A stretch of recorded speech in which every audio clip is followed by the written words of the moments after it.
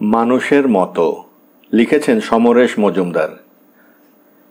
এই বাড়ি ওর। মাঝে মাঝে নিজের কাছেই কেমন অস্বস্তিকর মনে হয়।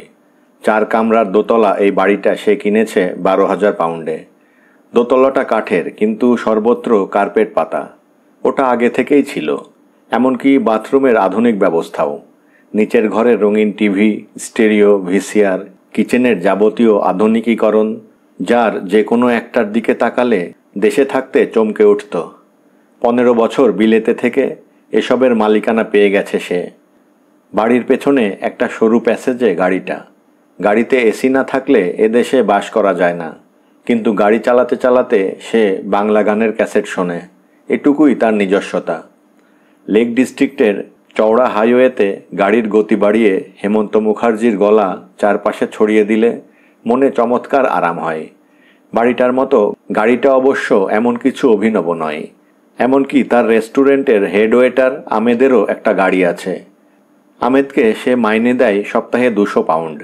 এখানে 1 পাউন্ড মানে 29 টাকা নয়। আমেদ বলে 1 টাকাই। যাই হোক, এখন সে বেশ সুখে আছে। প্রতি মাসে হাইলাকান্দিতে টাকা পাঠায়। সিলেট থেকে বিতাড়িত হয়ে এসে সে একদা মা বাবার সঙ্গে ওখানেই আশ্রয় নিয়েছিল। তারা রয়ে গেছেন আসামেই। ভবিষ্যতের দিকে তাকিয়ে কেউ বলতে পারে না কার কী রকম কাটবে। ওসব হাত দেখা কিংবা ঠিকুজি বিচার যদি ঠিক হতো, তাহলে এতদিনে তো তার মরে যাওয়ার কথা। 30-এর একটা অতিরিক্ত দিন তার বেঁচে থাকার কথা নয়, কিন্তু সে দিব্যি বেঁচে আছে ব্রিটিশ পাসপোর্টের মালিক হয়ে। হাইলাকান্দি থেকে কি করে সে ইংল্যান্ডে এসে পড়েছিল? এত জায়গা থাকতে কেমন করে এই লেক ডিস্ট্রিক্টের গ্রামে রেস্টুরেন্টের কাজ পেয়েছিল? ক্রমশ মালিক অসুস্থ হয়ে পড়লে সে পার্টনার হয়ে গেল এবং সবশেষে মালিক হয়ে দোকানটাকে ভারতীয় খাবারের দোকানে রূপান্তরিত করে ফেলল। সেটা প্রায় রূপকথার মতো, কিন্তু এখন এটাই সত্যি। সে যে রেস্টুরেন্টের মালিক তার নাম প্রেম। সব রকম ইন্ডিয়ান ডিশ পাওয়া যায়। তার খদ্দেরদের 90% ব্রিটিশ। দিনের বেলা বন্ধ থাকে, শুক্র শনি সারা রাত, আর অন্যদিন রাত 12টা পর্যন্ত খোলা। 7 জন কর্মচারী তার। 3 জন নিচের কিচেনে, 3 জন সার্ভ করে, আর 1 জন ডোরম্যান। সে নিজে থাকে কাউন্টারে, ড্রিঙ্কস মেপে দেয়, ক্যাশ গুনে নেয়। রাত্রে যখন রেস্টুরেন্ট থেকে ক্যাশ নিয়ে বাড়ি ফেরে তখন তার ভয় লাগে। যদিও এই গ্রামে আজ পর্যন্ত কোনো ডাকাতি হয়নি, তবু ওটা তার ভারতীয় অভ্যাসেই থেকে গেছে। এমনি দিনের গড় বিক্রি 700-800 বেশি হয় না। শুক্র শনি ওটা প্রায় 1700-1800-তে পৌঁছয়। পরের দিন ব্যাংক না খোলা পর্যন্ত দারুণ অস্বস্তি। 1 পাউন্ড তখন তার কাছে 29 টাকাই হয়ে যায়। আজ শুক্রবার দুপুর অবধি ঘুমিয়ে তৈরি হয়ে নিল সে। কে কবে ভেবেছিল দুটোই ঘুম থেকে উঠে ইলেকট্রিক কেটলিতে জল চাপিয়ে দিয়ে টিভি দেখতে দেখতে খবরের কাগজের পাজল পাতাটা পেন্সিলে ভরবে সে। তারপর চা আর হট ক্রিম পাই খেয়ে বাজারে বেরুবে। ইদানিং নিজের রেস্টুরেন্টে সে খায় না, পেটে সইছে না। সিলেটি রান্না সিলেটের ছেলের পেটে সয় না। 15 বছরের অভ্যাসে ভাবা যায়। আজ রেস্টুরেন্ট খুলবে 8টায়। 6টা নাগাদ ডিনার কাম লাঞ্চ তৈরি করবে সে। ঢেঁড়স ভাজা, মুগের ডাল, রুই মাছের কালিয়া দিয়ে। ছিমছাম খাবার। এদেশে মানুষের দাম বড্ড বেশি। হারানের বউ বা বাসুর মা জাতীয় কাউকে পাওয়া গেলে এসব ঝঞ্ঝাট কে পোয়াতো? দরজা খুলে বাইরে বের হলো সে। এখন একটা পুল ওভারই যথেষ্ট। সামার শেষ হতে চলেছে। এবার তেমন রোদ ওঠেনি, কিন্তু হাওয়ার দাঁত ধারালো হয়েছে এরই মধ্যে। তাছাড়া গাড়ির মধ্যে ঢুকে গেলে আর ঠান্ডা কি? গাড়ির দিকে এগোতে সে থমকে দাঁড়ালো। অনেকদিন পর ববকে দেখতে পেল। 2টো বাড়ির পর বব থাকে। এই গ্রামের একজন কর্তা ব্যক্তি। কিছুদিন আগে হিপিরা যখন এই গ্রামে এসেছিল তখনই বব ছন্নছাড়া হয়ে গেল। ওর বউ লিজা হিপিদের সঙ্গে চলে গেল কাউকে না জানিয়ে। 50 বছর স্বামীর সঙ্গে বাস করে কোনো বৃদ্ধা যে এমন করবে তা বিশ্বাস করতে কষ্ট হচ্ছিল গ্রামবাসীদের। বব কদিন যাকে পেত তাকেই জিজ্ঞাসা করত, আমার দোষটা কি বলতে পারো?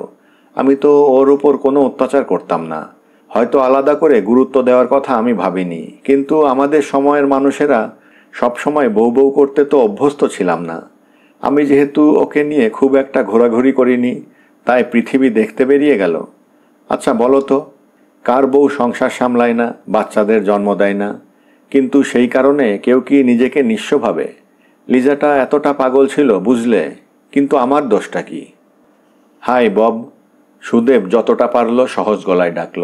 হ্যালো দেব। মাথাটা ঝাঁকালো বব। 70 ছোঁয়া বৃদ্ধ এখন যেন আরও জরাগ্রস্ত। এই কয়েক মাসেই ওর শরীর যেন দ্রুত ভাঙছে। বব সেই ইংরেজ যিনি এখনও হাই বলেন না, অন্যায়কে অন্যায় বলতে যার জিভ অসাড় হয় না। ব্রিটিশ টিম হেরে গেলে 3 দিন খুব মন খারাপ হয়ে যায় তার। বব, তোমার শরীর কি ভালো নেই? নো ইয়ংম্যান, আমি ঠিকই আছি। সন্ধেবেলায় আকাশে কি করে সূর্য থাকবে বলো? বব হাসলেন। টেডের দোকানে আজকাল আড্ডা হয় না? না, কোথাও যাই না। আসলে ভালো লাগা বোধটাই আমার হারিয়ে গেছে। বেঁচে থাকাটা বড্ড ক্লান্তিকর দেব। সুদেব একটু ইতস্তত করল, তারপর খুব ঘনিষ্ঠ গলায় জিজ্ঞাসা করল, লিজার কোনো খবর পেলে? ও হ্যাঁ, মাসখানেক আগে লিখেছিল একটা চিঠি। কেমন আছে লেখেনি, তবে আমার কি কি করা উচিত তাই জানিয়েছে। কোথায় আছে তাও লেখেনি। I know she will come back. 50 বছরের অভ্যেস যে কোনো ড্রাগের চেয়ে শক্তিশালী। নইলে চিঠি দিয়ে আমাকে সচেতন করাতো না। Good bye Deb. Bye Bob. শব্দ দুটো বলে সুদেব লক্ষ্য করল বব কোনো দিকে না তাকিয়ে নিজের বাড়ির দিকে এগোচ্ছেন। ওর হাঁটার ভঙ্গিটা মোটেই ভালো লাগলো না তার। অস্কার ছোকরা দাঁড়িয়েছিল ফুটপাতে। নিজের দোকানের চেয়ে ফুটপাতে দাঁড়াতেই যেন বেশি ভালোবাসে ও। বব চলে যেতে সোজা সামনে এসে দাঁড়ালো। তুমি লক্ষ্য করেছো লোকটা যেন কবরে যাওয়ার জন্যে পা বাড়িয়ে দিয়েছে? এই জন্যেই বলে মেয়েরা হলো সব সর্বনাশের মূলে। তুমি বিয়ে না করে বেঁচে গেছো। তুমিও তো বিয়ে করনি। এবার করতে হবে। জেন উঠে পড়ে লেগেছে। আমি জানি বিয়ে করাটা ঠিক হচ্ছে না, কিন্তু জেনকে তো তুমি জানো। ও একবার যা ভাবে তা থেকে সরানো মুশকিল। অস্কার মাথা নাড়ল। বিয়ে করাটা ঠিক হচ্ছে না কেন? সুদেবের মজা লাগছিল। বিয়ে মানেই তো অ্যাডজাস্টমেন্ট। তোমার ভালো না লাগলেও শান্তি ঠিক রাখার জন্যে বউয়ের কথা শুনতে হবে। 50 বছর ঘর করার পরও তো লিজা চলে গেল। আচ্ছা, লোকে বলে 50 বছরটা কি ঠিক 50? আমি ওদের বিয়ে দেইনি অস্কার, যে তোমাকে বলতে পারবো। আজ রাতে প্রেমে আসছো? ওকে কাটাবার জন্যেই সুদেব হাঁটার চেষ্টা করল। মাথা নাড়ল অস্কার। না, আমার মায়ের শরীর খারাপ। ওর ইচ্ছে একসঙ্গে ডিনার করি। লিজার ঘটনাটার পর মাকে নিয়ে প্রবলেমে পড়ে গেছি। অবাক হয়ে দাঁড়ালো সুদেব। কেন, কি হয়েছে ওর? অস্কার কাঁধ নাচালো। মা বলছে লিজা ঠিকই করেছে। সারা জীবন সংসারের পেছনে ব্যয় করে মাও নাকি কিছু পাননি। শুধু বাবা বেঁচে নেই বলে মা লিজার মতো যেতে পারছেন না। সুদেব আর দাঁড়ালো না। এই গ্রামে এখন বৃদ্ধাদের খাতির বেড়ে যাবে। লিজা বাড়িয়ে দিয়েছে। কবে কোন বৃদ্ধা সংসার বৈরাগ্যে উধাও হয়ে যায় তাই নিয়ে সবাই চিন্তিত। সঙ্গে সঙ্গে তার একটা মজার কথা মনে হলো। ছেলেবেলা থেকেই দেশে শুনত অমুকের ছেলে বা বাবা সন্ন্যাসী হয়ে গিয়েছে।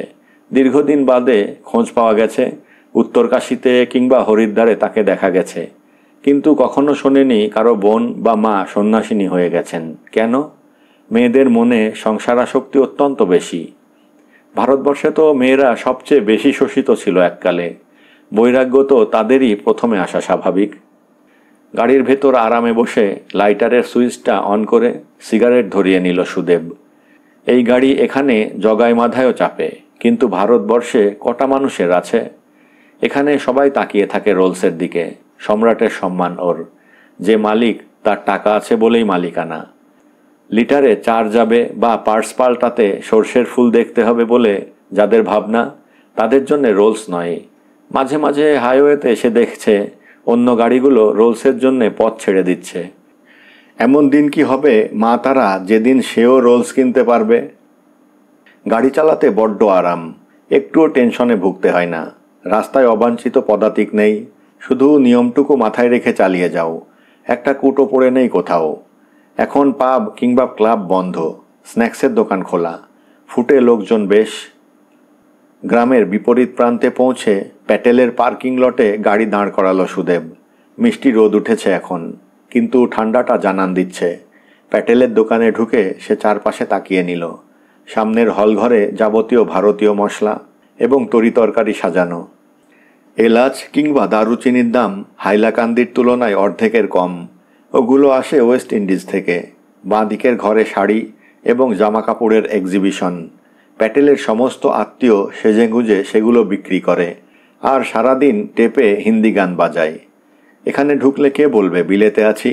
মুদির দোকানে কোনো হেল্পার নেই, যে যার পছন্দ নিয়ে আসছে ট্রলিতে করে। কাউন্টারে বসে তাই দেখে মেশিনে দাম যোগ করে টাকা নিচ্ছে প্যাটেল।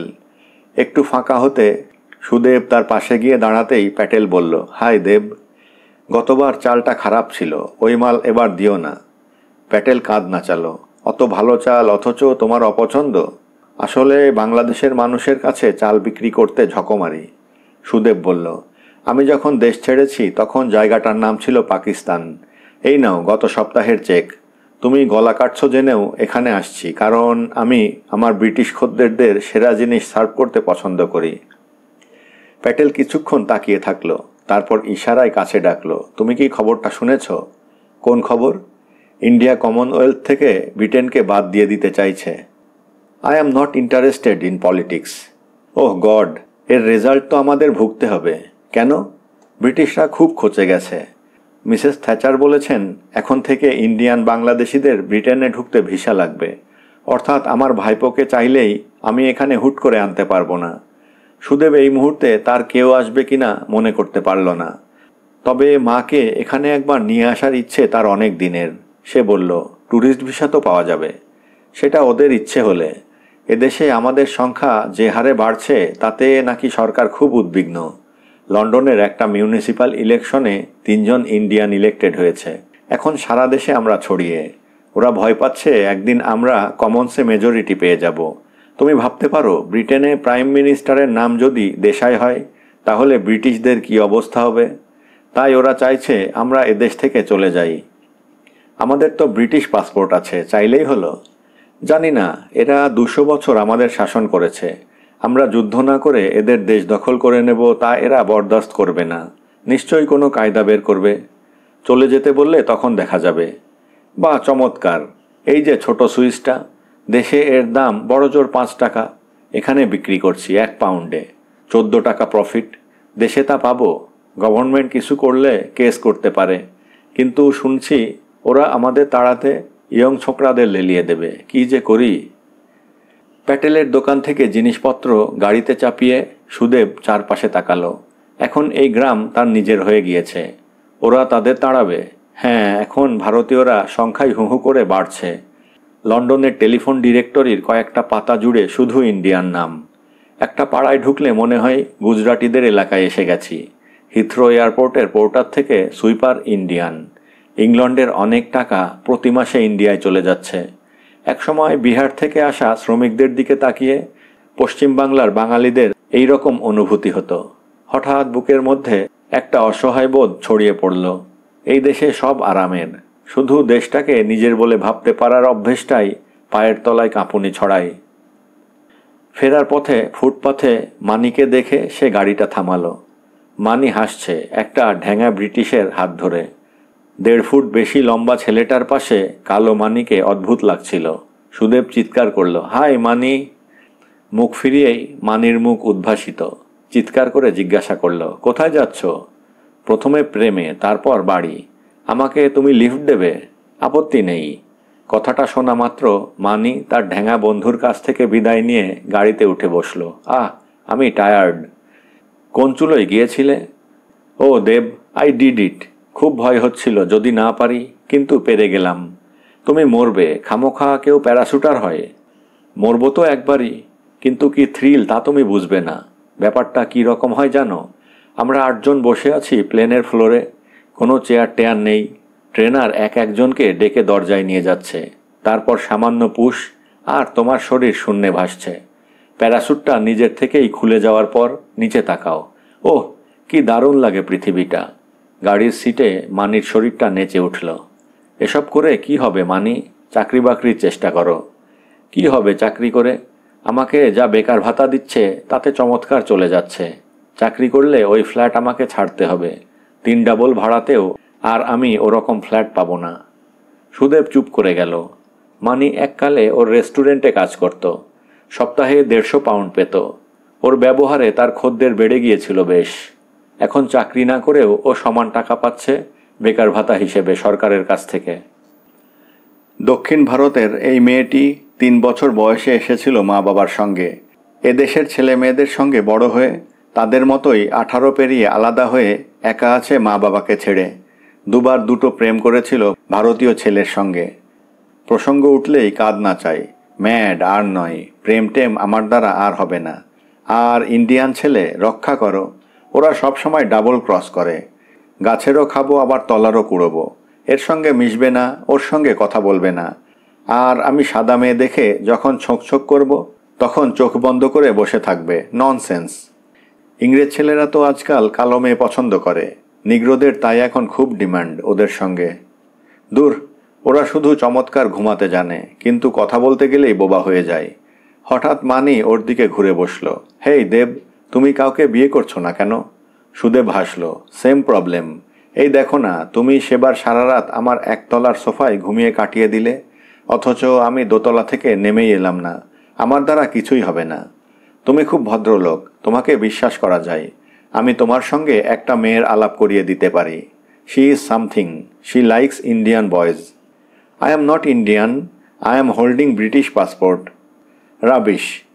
বাড়ির সামনে এসে গাড়ি থেকে নেমে গেল মানি। হেসে ফেলল সুদেব। এখানকার কট্টর ইংরেজমনা ভারতীয় যুবতীও মনে করে না সে ব্রিটিশ, অথচ এই দেশ ছেড়ে যাওয়ার কোনো বাসনা তার নেই। মনে মনে এসে হঠাৎ মার্গারেট থ্যাচারকে সমর্থন করল। এদেশের বুকে বসে এদেরই দাড়ি ওপড়ানোর স্বভাব এরা কেন সহ্য করবে? নিচে ব্যাংক, তার পাশে হেয়ার ড্রেসার। মাঝখান দিয়ে সিঁড়িটা উঠে গেছে সোজা উপরে। সিঁড়ির শেষে ভারী কাচের দরজা। দরজার ওপারে দাঁড়িয়ে থাকে ডোরম্যান। ইংল্যান্ডের প্রায় প্রতিটি বার, রেস্টুরেন্ট কিংবা ক্লাবে ডোরম্যান রাখতেই হয়। এই গ্রামে ডোরম্যানদের একটা অ্যাসোসিয়েশন আছে।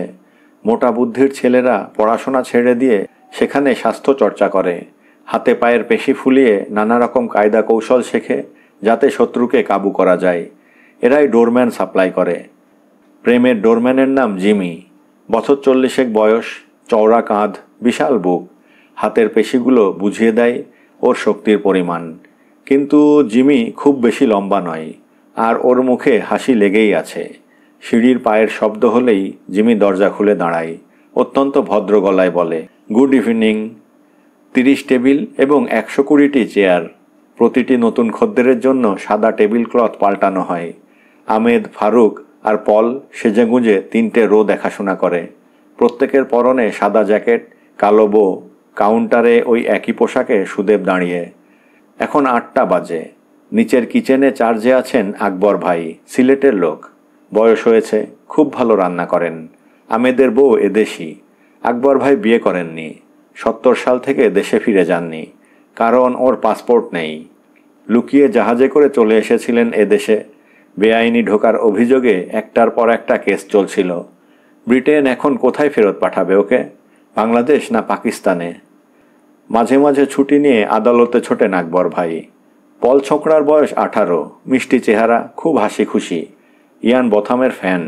ওকে সাসপেন্ড করার পর পল 2 দিন কথা বলেনি। বিরিয়ানি খেতে খুব ভালোবাসে। রেস্টুরেন্টের সবাই রাতের খাওয়াটা এখানেই সেরে নেয়। পল আর আমেদ একসঙ্গে ট্যাক্সিতে ফেরে। রাত্রে গাড়ি নিয়ে আসে না আমেদ। ফারুক ছেলেটা নিরীহ। আমেদের মতো চৌকস কিংবা পলের মতো হাসি খুশি নয়, কিন্তু খুব বিশ্বাসী। খাটতে পারে বেশ। এখন ইংরেজদের উচ্চারণ বুঝে নিয়েছে। ও থাকে আকবর ভাইয়ের সঙ্গে। প্রথম খদ্দের এলো 8টা 5-এ। জিমি দরজা খুলে ধরে হাসল। Good evening. Hi Jimmy. Hi. Ahmed এগিয়ে গেল। Good evening Mrs Hutton. সুন্দর হাসলেন মিসেস হাটন। তার শরীরে দুধ সাদা স্কার্ট, সোয়েটার। আমেদ বলল, শুক্রবারের সন্ধ্যায় প্রথম অতিথি হওয়ার গৌরব আপনার। বলুন কোন টেবিলে বসলে আপনার ভালো লাগবে। So nice of you. Where is Dev? Oh Dev, my naughty boy, how are you? বালিকার মতো ছুটে এলেন মিসেস হাটন। মিস্টার হাটন অন্তত কোটিপতি। মহিলা এলেই 40 পাউন্ডের নিচে বিল দেন না। সুদেব খুশি হলো। বউনি ভালো হলে রাতটা খারাপ যাবে না। কাউন্টার থেকে প্রসারিত হাতের আঙুলগুলো সযত্নে তুলে ঠোঁটে ছোঁয়ালো সে। এতক্ষণ মন খারাপ ছিল, এখন ভালো হয়ে গেল। হাত ফিরিয়ে নিয়ে ঠোঁট ফোলালেন মিসেস হটন। ও, এত মন রেখে কথা বলতে পারো। অল্প বয়স হলে নির্ঘাত প্রেমে পড়ে যেতাম আমি। সুদেব মুখ গম্ভীর করল। আই এম সরি, কিন্তু আমি বলতে বাধ্য হচ্ছি, আমাকে আঘাত দেওয়া ঠিক হচ্ছে না। থতমত হয়ে গেলেন মিসেস হাটন। আঘাত দিলাম আমি? কি বলছো? নিশ্চয়ই। আপনার দিকে তাকালে আমার বয়সের কথা মনেই থাকে না, আর আপনি সেটা মনে করিয়ে দেন। Oh, how naughty, how sweet. খিলখিলিয়ে হেসে হাত নাড়লেন Mrs Hutton. Give me a vodka with tonic. And what is your special tonight?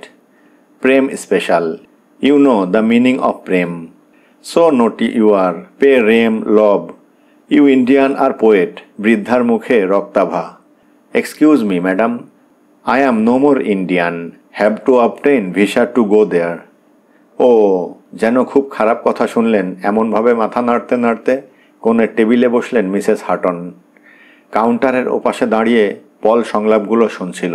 এবার বলল, দেব, আমার মনে হচ্ছে বুড়ি আজ 40 পাউন্ড খরচ করবে না। তুমি ভুল করলে। কেন? সুদেব পলের দিকে তাকালো। ওই বয়সে সে ভালো করে কথাই বলতে পারত না। এই ইংরেজ ছোকরা তাদের সঙ্গে চমৎকার মিশে গেছে। কিছু কিছু বাংলা শব্দ আয়ত্তে। অবশ্য আমেদ নির্বাচিত শব্দ শিখিয়েছে। ও তোমাকে ভারতীয় ভাবতেই পছন্দ করে। তারপর দরজার দিকে তাকিয়ে পরিষ্কার বাংলা বলল, শালা। জিমি যার জন্য দরজা খুলেছে তার নাম এরা দিয়েছে হাড়কেপ্পন। সবচেয়ে কম দামের খাবার নিয়ে বুড়ো অনবরত খুঁত ধরার চেষ্টা করে। টিপস দেওয়ার সময় হাত কাঁপতে থাকে। পল এগিয়ে গেল। Good morning Mister Jones. Do you think rice with dry meat will be fine for you? Mister Jones কথার জবাব না দিয়ে চারপাশে নজর বোলালেন। তারপর মিসেস হাটনের দিকে তাকিয়ে টুপিটা তুলে বাও করলেন।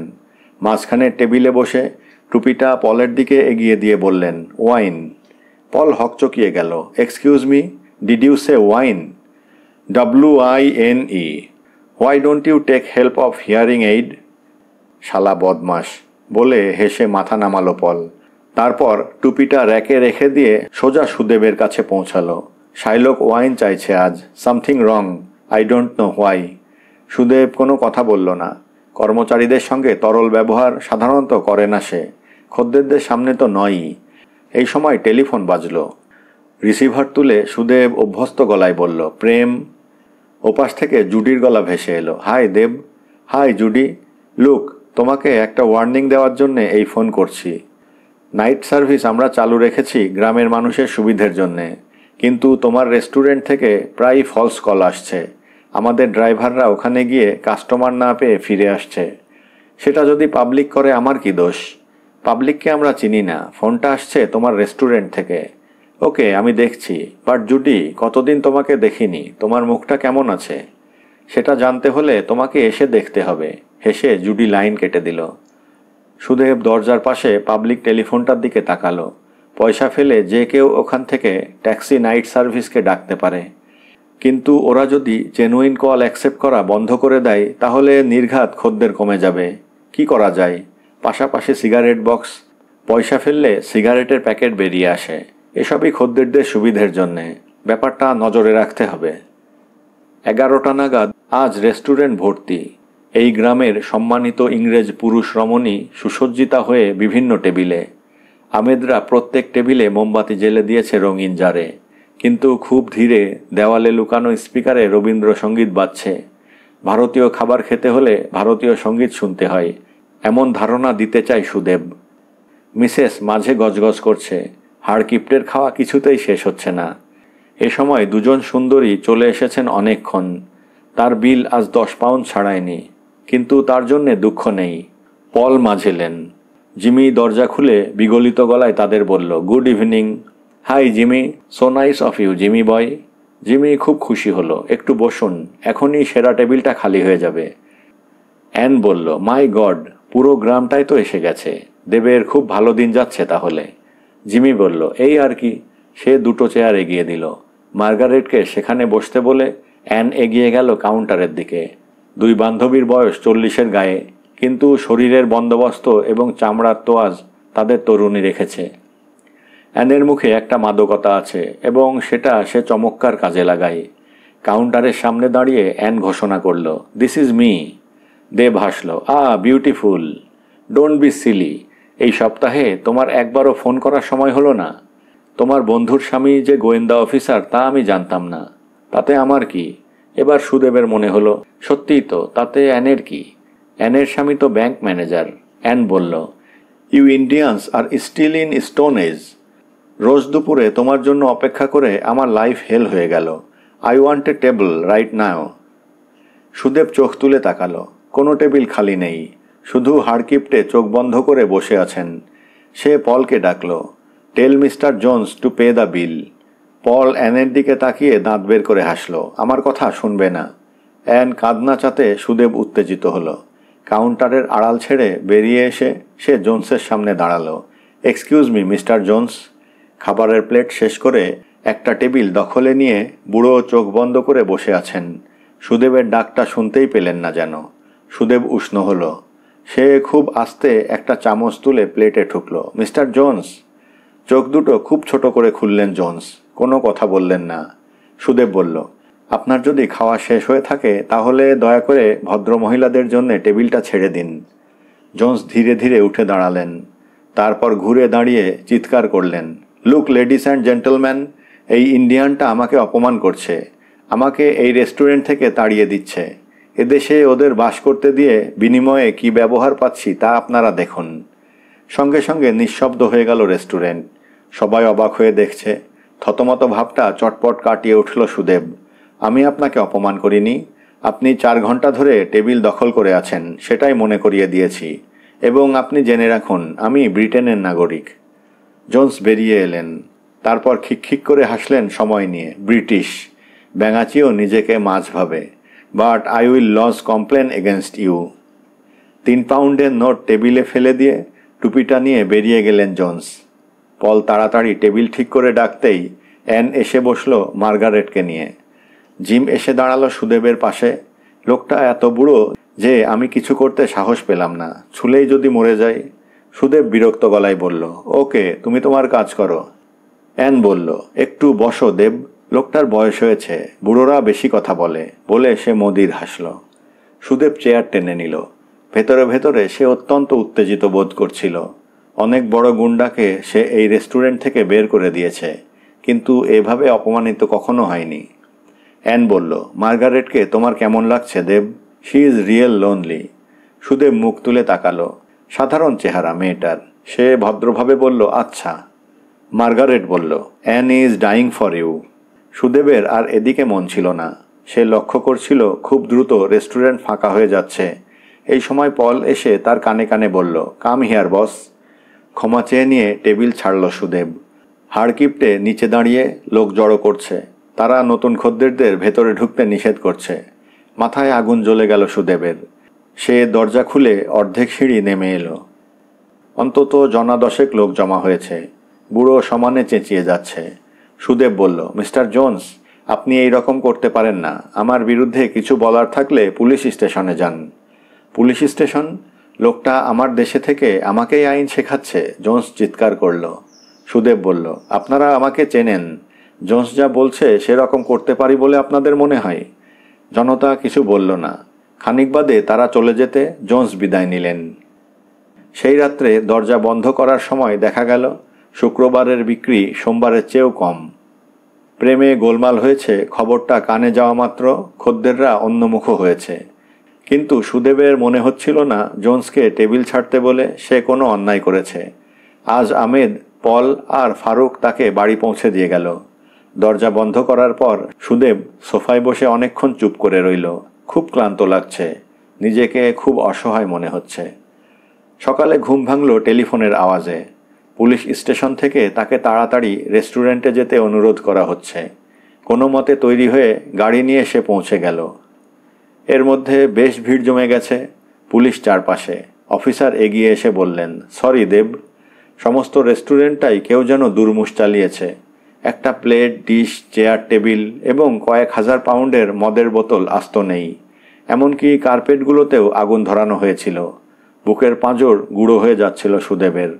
এবং তখনই মনে পড়ল এইসব ইন্স্যুরেন্সের আওতায় আছে। যা গেছে তার অনেক বেশি পাওয়া যাবে। অফিসার তাকে জিজ্ঞাসা করলেন, তোমার কাউকে সন্দেহ হয়? কি বলবে সুদেব? সে শেষ পর্যন্ত নামটা বলল। অফিসার দ্রুত মাথা নাড়লেন। No no, it's impossible. জোন্সের বয়স যা, তাতে এসব তার পক্ষে করা সম্ভব নয়। তাছাড়া গত রাত্রে সে তোমার বিরুদ্ধে অভিযোগ করে গিয়েছে। সেটা করার পর এসব? না না, অন্য কারোর কথা ভাবো। সুদেব বলল, এই গ্রামের কোনো মানুষ আমার সঙ্গে শত্রুতা করবে তা ভাবতে পারছি না। পুলিশ স্টেশন থেকে বের হতে দেরি হয়ে গেল। যা যা ক্ষতি হয়েছে তা লিপিবদ্ধ করে একটা কপি নিয়েছে সে। ইন্স্যুরেন্স কোম্পানির লোক এসে দোকানটা সিল করে দিয়েছে। ওরা ক্ষতির মূল্যায়ন করবে। গাড়িটা বাড়ির পেছনে রেখে কয়েক পা এগোতে সে ফারুক, আকবর ভাই এবং আমেদকে দেখতে পেল। প্রত্যেকের মুখ শুকনো। বাড়িতে ঢোকার পর সে বলল, 7 দিন বন্ধ থাকবে, এর মধ্যে ঠিকঠাক করে নেব, আপনাদের মাইনে পাবেন। কিন্তু কে করলো? আকবর ভাই বলল, দেব ভাই, খবর ভালো নয়। কি খবর? গ্রামে অ্যান্টি ইন্ডিয়ান ফিলিং জোরদার। সকালে প্যাটেলের দোকানে হামলা হয়েছে। কিন্তু আমি তো ব্রিটিশ সিটিজেন। ফারুক বলল, সে কথা তো বেশি লোকে জানে না। আমি বাংলাদেশের লোক, আমাকেও ইন্ডিয়ানদের মধ্যে ফেলেছে ওরা। কদিনের জন্যে এখান থেকে চলে গেলে ঠিক হয়। আকবর ভাই বলল, কোথায় যাবে? আস্তে আস্তে সমস্ত ইংল্যান্ডেই এই হবে। তোমাদের অবশ্য দেশ আছে, আমার তো তাও নেই। আমেদ চুপচাপ বসেছিল। এবার বলল, আমারও অস্বস্তি হচ্ছে। আসবার সময় দুটো ছোকরা আমার দিকে তাকিয়ে সিটি দিচ্ছিল। বউ বলছে কদিন লন্ডন থেকে ঘুরে আসতে। সুবেদ তাকালো। আমেদের বউ ইংরেজ, এখনও সিটিজেনশিপ পায়নি, তবে পেয়ে যাবে। তবুও ভয় পাচ্ছে। হঠাৎ তার মনে হলো, হিন্দু মুসলমানদের রায়টের সময় এই রকম ভয়ার্ত হয়ে থাকতো 2 ধর্মের মানুষ। আর আজ 2 ধর্মের মানুষ একসঙ্গে ভয় পাচ্ছে সাদা চামড়াকে। ধর্মের চেয়ে অস্তিত্ব এখন বড় হয়ে দাঁড়িয়েছে। সে বলল, আমরা মিছিমিছি ভয় পাচ্ছি। ব্রিটেনের ডেমোক্রেসি বিশ্ববিখ্যাত। সরকার নিশ্চয়ই আমাদের প্রোটেকশন দেবে। তাছাড়া এই গ্রামের সবাইকে আমি চিনি। সামনাসামনি কেউ কিছু করতে সাহস পাবে না। এই সময় ফোন বাজলো। সুদেব রিসিভার তুলে বলল, হ্যালো। হাই দেব, অস্কার। ও অস্কার, বলো কি খবর? কাল রাত্রে যা ঘটেছে তার জন্য আমি দুঃখিত। রিসিভারে হাত চাপা দিয়ে সুদেব আমেদকে বলল, দেখো, অস্কার সমবেদনা জানাচ্ছে, সবাই এক গোত্রের নয়। তারপর হাত সরিয়ে বলল, অনেক ধন্যবাদ, আমি এটাকে দুর্ঘটনা বলে ধরে নিচ্ছি। না না, এটা দুর্ঘটনা নয়। অ্যান্টি ইন্ডিয়ান ফিলিং ছড়িয়ে পড়েছে সারা দেশে। খুব দুঃখের কথা, কিন্তু বাস্তবকে তো মানতেই হবে। বাই দা বাই, আমি শুনলাম তুমি নাকি তোমার রেস্টুরেন্ট বিক্রি করে দিতে চাইছো। আমার মনে হয় আমি তোমাকে ঠিক দাম দিতে পারবো। বিক্রি? হ্যাঁ, তাই তো শুনলাম। তুমি বিপদে পড়েছ ভেবে সবাই দাও মারতে চাইবে। আমি সেই দলে নই। সরি অস্কার, আমি রেস্টুরেন্ট বিক্রি করতে চাই না। কি যা তা বলছো? তুমি ওখানে ব্যবসা করতেই পারবে না। সেটা আমি বুঝবো। ঠিক আছে, তবে যদি কখনো বাধ্য হও টেল মি। লাইন কেটে দিল অস্কার। হাওয়া গরম হয়ে উঠল। সুদেবের বাড়ির সামনে পুলিশ পোস্টেড। এখন শুধু এই গ্রাম নয়, সমস্ত দেশে বিক্ষোভ ছড়িয়ে পড়েছে। ওয়েস্ট ইন্ডিজ, আমেরিকা অথবা এশিয়ার অন্য দেশের মানুষ নয়, ভারতীয় এবং তাদের মতো দেখতে বাংলাদেশি এবং পাকিস্তানিদের বিরুদ্ধে এই বিক্ষোভ। কোথাও কোথাও সংঘর্ষ হচ্ছে। ব্রিটেনের অর্থনৈতিক কাঠামো ভারতীয়দের জন্য দুর্বল হয়ে পড়েছে বলে বিক্ষোভকারীদের ধারণা। টিভিতে এই ব্যাপারটা স্পষ্ট দেখানো হচ্ছে। একজন বৃদ্ধ বললেন, 20 বছর ভারতবর্ষে কাটিয়ে দেশে ফিরে এসেছিলাম শান্তিতে থাকবো বলে, কিন্তু মনে হচ্ছে না ফিরলেই ভালো হতো। কারণ ব্রিটেন আর ইন্ডিয়ার কোনো পার্থক্য নেই। রাস্তায় হাঁটলে 3 জনের মধ্যে 1 জন ইন্ডিয়ান।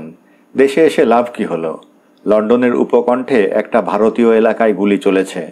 প্রধানমন্ত্রী সমস্ত দেশবাসীর কাছে আবেদন করেছেন শান্তি ফিরিয়ে আনার জন্যে। পুলিশকে কঠোর হতে বলা হয়েছে। এ ব্যাপারে সরকারি নীতি খুব শিগগির ঘোষণা করা হবে। সম্প্রতি ব্রিটেনে বেকারের সংখ্যা বাড়ছে। সমস্ত পৃথিবী থেকে কলোনি উঠে যাওয়ায় চাকরি কমে গেছে। দক্ষিণ আফ্রিকাতে সমর্থনের প্রশ্ন নিয়েও জটিলতা দেখা দিয়েছে। বেকার সমস্যা যখন প্রবল হতে চলেছে, তখন ভারতীয়দের সংখ্যা বেড়ে চলেছে এবং তারা ব্যবসা করে দেশে টাকা পাঠাচ্ছে। এই ব্যাপারটা নিয়ে ভাববার সময় এসেছে। সকালে পুলিশ স্টেশন থেকে টেলিফোন এলো।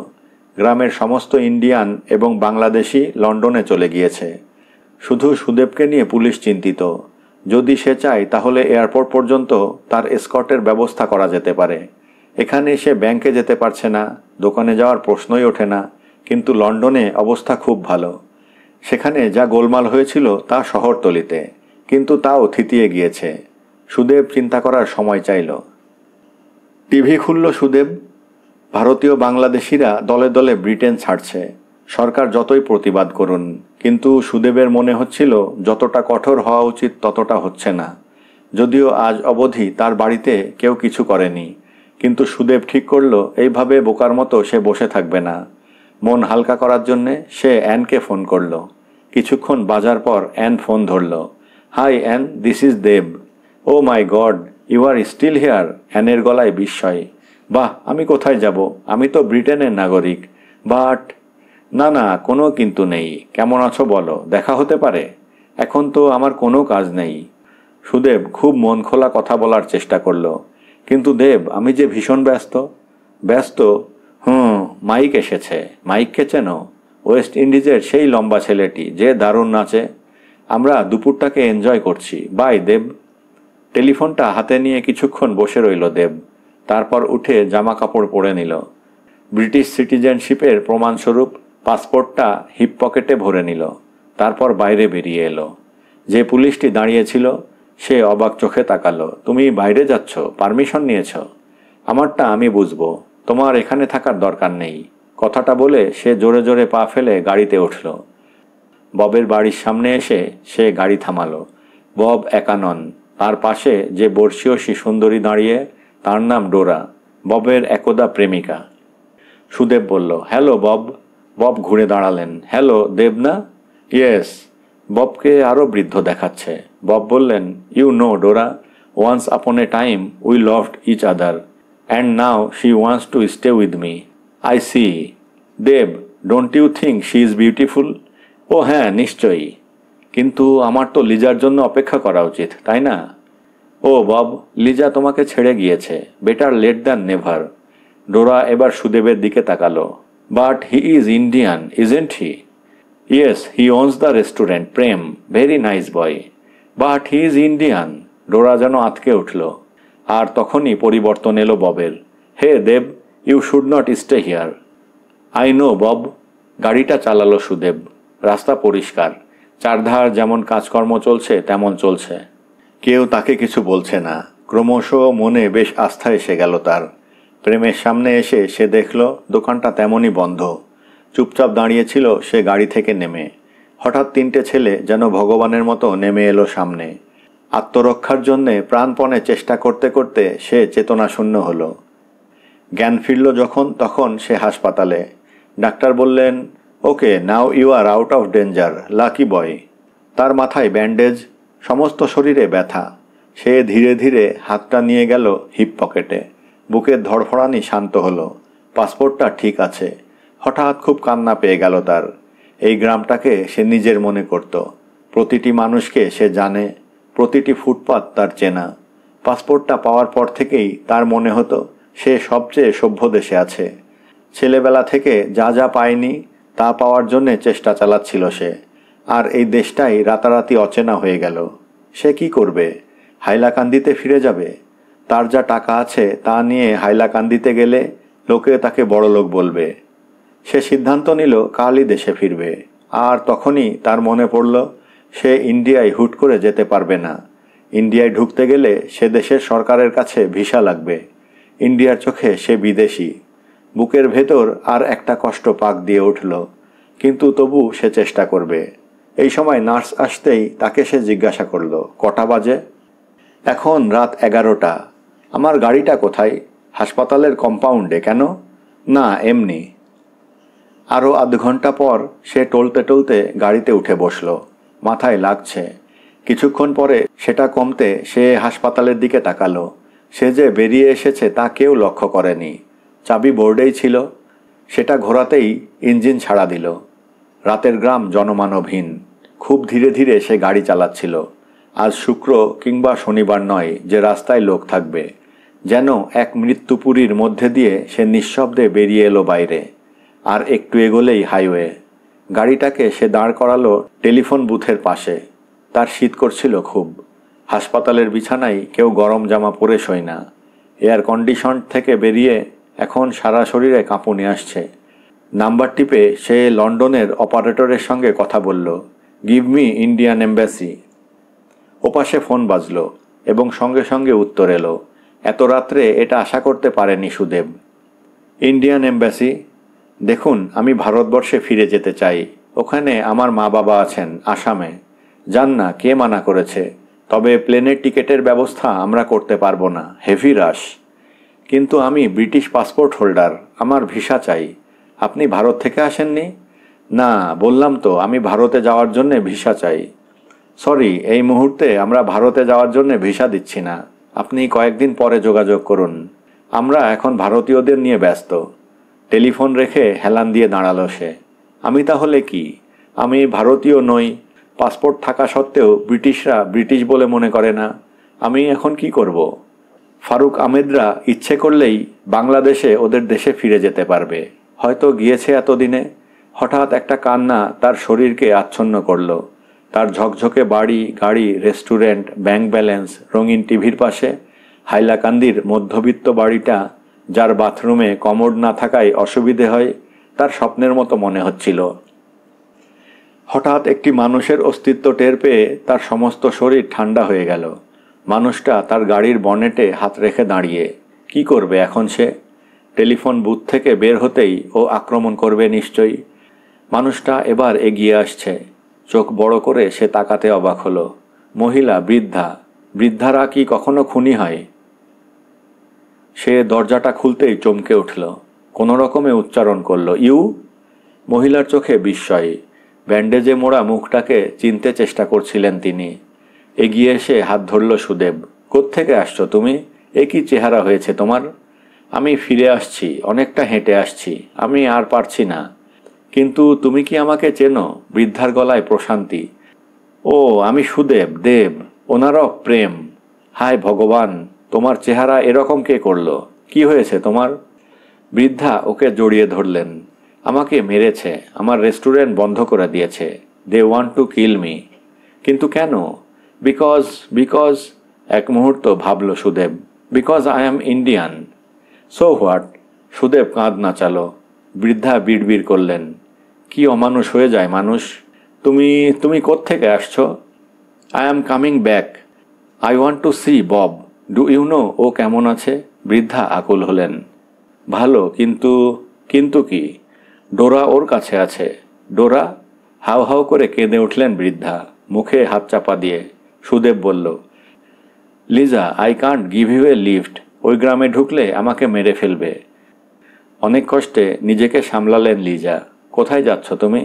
আই ডোন্ট নো বলেই সে দূরে গাড়ির আলো দেখতে পেল। গাড়িটা এগিয়ে আসছে। সে চঞ্চল হলো। আমি যাই। লিজা বাধা দিল। তুমি ড্রাইভ করতে পারবে? চেষ্টা করছি। দাঁড়াও, আমি তোমার হয়ে ড্রাইভ করব। লিজা গাড়ি চালাচ্ছে। ওরা উল্টো পথে যাচ্ছে। পাশে মাথা হেলিয়ে সুদেবের মনে হলো এর চেয়ে আরাম কিছুই নেই। লিজার একটা হাত তার হাঁটুতে। হঠাৎ সে জিজ্ঞাসা করল, হিপিরা কেমন? মানুষের মতো। গেলে যখন চলে এলে কেন? দেখা হয়ে গেল, নতুন করে দেখতে ফিরেছিলাম। তাহলে গ্রামে যাচ্ছ না কেন? আমার সহ্য শক্তি কম, তাই। নিঃশ্বাস ফেললেন লিজা। তুমি এখন একটু ঘুমিয়ে পড়ো দেব। চোখ বন্ধ করেছিল সুদেব, এবার খুলল।